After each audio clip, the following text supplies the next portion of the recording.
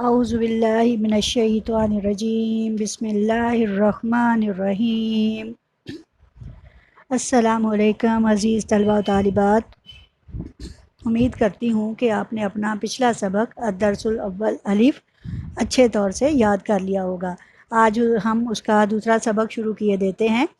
سورۃ الانفال آیات 11 تا 19، اس کا لفظی اور با محاورہ ترجمہ اور 7 آیتوں کی تفسیر۔ جب یغشکم النعاسا، جب وہ طاری کرتا ہے تم پر، النعاسا اونگ، جب وہ تم پر طاری کرتا ہے النعاسا اونگ، امانتاً امن والی، منہ اس سے، وینزل اور وہ نازل کرتا ہے، علیکم تم پر، من السماء آسمان سے، ماء پانی، لیطہرکم تاکہ تمہیں پاک کر دے، بھی اس کے ساتھ، ویذھبا اور دور کر دے، عنکم تم سے، رجز الشیطانی شیطانی نجاست، والی اور لیے، یربتا مضبوط کر دے، علی پر، قلوبکم تمہارے دلوں کو، ویثبتا اور ثابت کر دے، بھی اس کے ساتھ، الاقدامہ تمہارے قدم۔ الاقدام جمع ہے قدموں کی، اور اس سے مراد ہے کہ اللہ تعالیٰ تمہارے قدموں کو مضبوط کرنا چاہتا ہے۔ اب یہاں سورہ انفال میں ہم غزوہ بدر کے بارے میں پڑھ رہے ہیں، اور یوں سمجھے کہ اب ہم میدان بدر میں پہنچ چکے ہیں۔ اب وہاں پہ جا کر کافروں نے کیا کیا کہ نسبتاً بہتر جگہ پر پڑاؤ ڈال لیا اور پانی پر بھی قبضہ کر لیا، جبکہ مسلمانوں پر ناگزیر حالات میں ریت کے ٹیلے رہ گئے تھے، انہی پر مسلمانوں نے اپنا پڑاؤ ڈال لیا۔ اب دونوں کا بھی آمنا سامنا ہونا تھا کہ اس دوران مسلمان کسی حد تک پریشانی میں مبتلا ہوئے۔ انہیں اس چیز کا خدشہ ہوا کہ چونکہ وہ چلنا پھرنا چاہتے تھے تو ریت میں پاؤں بار بار دھنس رہے تھے، ان کے لیے مشکل ہو رہی تھی، پانی بھی میسر نہ تھا۔ اس صورت میں مسلمان کافی پریشان تھے۔ مسلمانوں نے اندر ہی اندر اس چیز سے پریشان تھے کہ اللہ تعالیٰ نے ان کی مدد فرمائی، اور وہ کیا کہ اللہ تعالیٰ نے ان پر سب سے پہلے آسمان سے پانی برسایا۔ پانی جب بارش خوب ہوئی، جو ریت کے ٹیلے پہلے ریت کے ذرے اڑ رہے تھے، وہی ریت جو ہے وہ پانی کے ساتھ جم گئی۔ اب مسلمان اس پر بڑی ہی احتیاط کے ساتھ، بڑی خوبصورتی سے، تیز قدموں کے ساتھ چل سکتے تھے۔ دوسری یہ کہ چونکہ مسلمان اپنے ساتھ لڑائی میں اپنی عورتوں کو بھی لے کر آئے ہوئے تھے، اور حالت جنابت اور نجاست جو کہ بول و براز کے سلسلے میں تھی، یعنی پیشاب یا پوٹی کر لینے میں، تو وہ اپنے آپ کو چونکہ طہارت پورا نہیں کر پا رہے تھے، اس وجہ سے بھی پریشان تھے۔ اور شیطان انہی وسوسوں کی وجہ سے، ضیاء القرآن میں مولانا پیر کرم علی شاہ لکھتے ہیں کہ رجز شیطان سے مراد ہے، رجز شیطان سے مراد ہے کہ شیطان مسلمانوں کے اندر وسوسے ڈال رہا تھا کہ تمہارے اندر اللہ کے رسول موجود ہیں، تم نماز بغیر طہارت کے پڑھ رہے ہو، تم کیسے ہو کہ اللہ تعالیٰ تمہاری مدد نہیں کر رہا۔ تو اس بات سے اللہ تعالیٰ نے، اس بات پر اللہ تعالیٰ نے مسلمانوں کی مدد فرمائی، اور یقیناً جب مسلمانوں کے ساتھ اللہ تعالیٰ کی ذات موجود ہو تو کسی دوسرے کی ضرورت باقی نہیں رہتی۔ اللہ تعالیٰ نے انہی ضرورتوں کے تحت آسمان سے ان پر پانی برسایا، اور اس پانی میں وہ خوب نہائے دھوئے اپنے، اور پانی انہوں نے بھر بھی لیا۔ اس کے علاوہ انہوں نے اس سے، اللہ تعالیٰ نے رات کو ٹھنڈی ہوائیں چلا دیں، اور اس سے کیا ہوا، اذ یغشکم النعاسا، کہ جب تم پر نیند طاری کر دی، یعنی کہ اللہ تعالیٰ نے تمہیں پیاری سی نیند سے تمہیں ڈھانپ دیا، اور تم خوب رات بھر سوئے، اور ادھر سے پانی کی کمی بھی دور ہوئی، نجاست بھی دور ہوتی رہی۔ اس کے نتیجے میں مسلمان ساری رات خوب اچھی نیند لے کر سوئے، اور صبح اٹھے تو تازہ دم تھے، اور لڑائی کے لیے تیار تھے۔ اور وہی صبح تھی جب 17 رمضان المبارک سن 2 ہجری کو یہ معرکہ پیش آیا تھا۔ چنانچہ مسلمان جو ہیں وہ اس غزوہ میں حاش بشاش اور تازہ دم ہو کر اٹھے، اور مسلمانوں نے وہ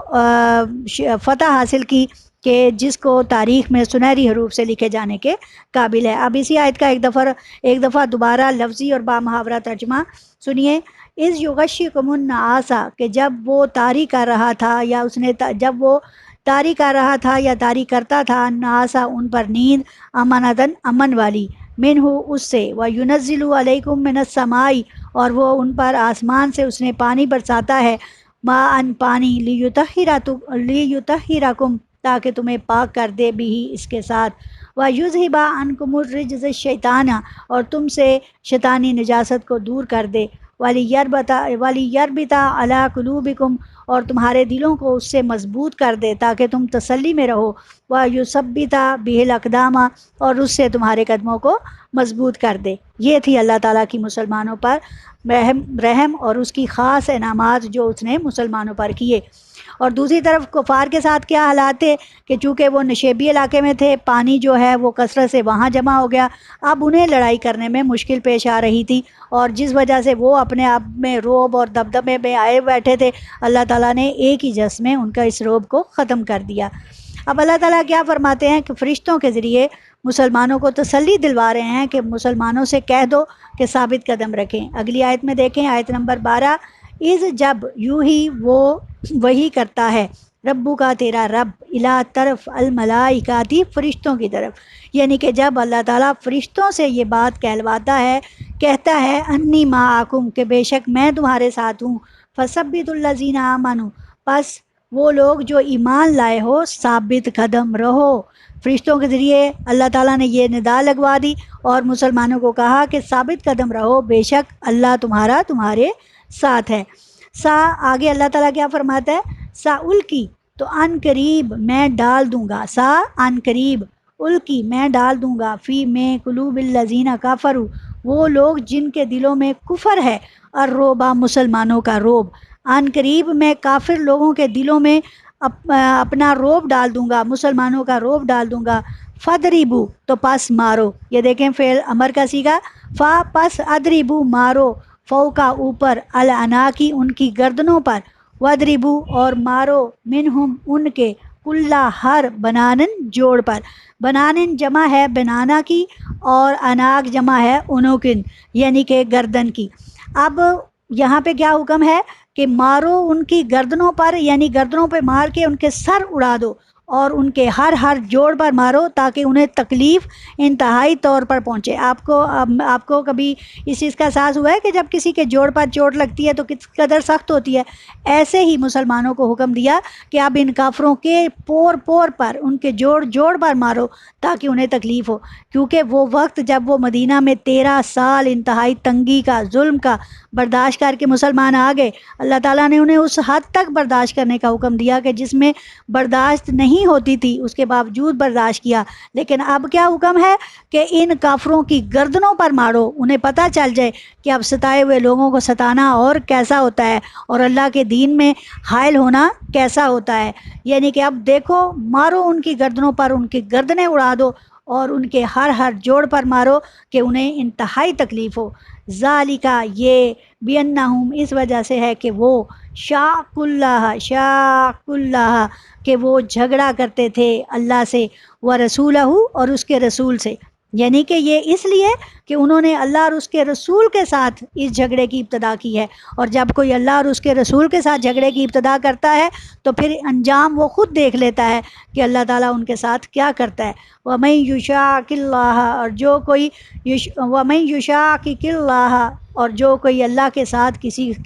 اللہ کے ساتھ ورسولہ اور اس کے رسول کے ساتھ جھگڑا کرتا ہے، فَإِنَّ اللَّهَ تو بے شک اللہ تعالیٰ شدید العقاب، شدید کا مطلب ہے سخت، العقاب عذاب دینے میں سخت ہے، یعنی کہ جان لیں آج کے لوگ بھی کہ جب ہم اللہ اور اس کے رسول کی شان میں گستاخی کرتے ہیں تو وہ پھر اللہ کے سخت عذاب کے لیے اپنے آپ کو تیار رکھیں۔ کیوں ہم اپنی جن چھوٹی چھوٹی زبانوں سے نبی کریم صلی اللہ علیہ وآلہ وسلم کی شان میں گستاخی کرتے ہیں؟ کیوں ہم ان کی ذات بابرکات میں ان کو تکلیف پہنچانے کی کوشش کرتے ہیں؟ کیوں ان کے شان ان کے رتبے کا اظہار نہیں کرتے؟ تو ایسے لوگ جو ایسا کرتے ہیں وہ جان رکھیں کہ اللہ تعالیٰ ان کو سخت عذاب سے دوچار کرے گا، جیسے عذاب سے دوچار کیا اس نے کافروں کو، کہ وہی ایک بہت ہی 10 سال کے عرصے میں ایسے نیست و نابود ہوئے کہ مکہ صرف 8 سالوں میں فتح ہو گیا اور مسلمانوں نے وہاں جا کر اپنے ڈیرے بسا لیے۔ اب کسی کی طاقت نہیں تھی، کسی میں اتنی جرت نہیں تھی کہ وہ مسلمانوں کو وہاں سے روک سکے،